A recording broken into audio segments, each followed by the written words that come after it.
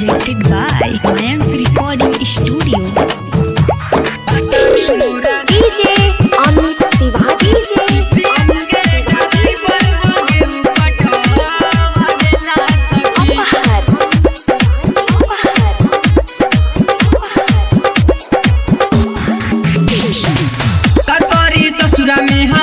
रोतानी अपना ननद से परेशान रोतानी ककोरी ससुरा में हरान रोतानी अपना ननद से परेशान रोतानी लेके हसुआ हाथ में धरावेले सखी बतार मोरा जीपीएस के ड्राइवर हो गेहूं कटवावेला सखी बतार मोरा जीपीएस के ड्राइवर हो गेहूं कटवावेला सखी DJ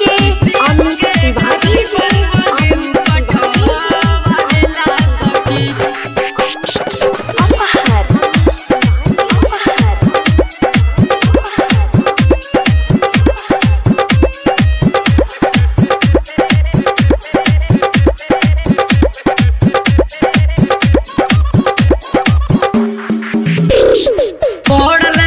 पीछा मोरा सासू से झगड़ा करावेले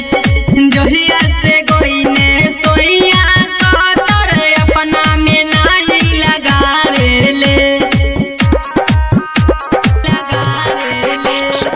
पड़ल बनगी पीछा मोरा सासू से झगड़ा करावेले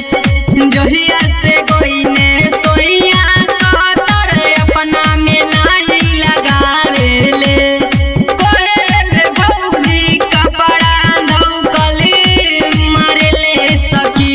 बतार मोरा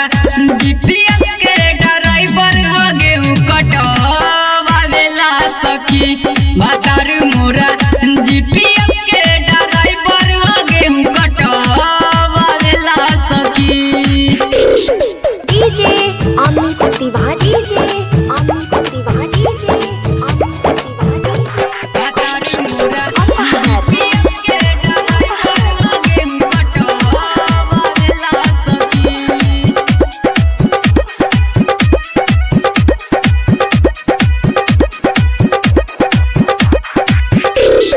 जब से गईले सोइया बड़ा हो गईल बा झूठ हो राम सवारे विवेक रसीला सुना एकर करतूत हो जब से गईले सोइया बड़ा हो गईल बा झूठ हो राम सवारे विवेक होते सवेरे झाड़ू हमके धरावेले सखी बतार मोरा जीपीएस के ड्राइवर हो गेहूं कटवावेला सखी बतार मोरा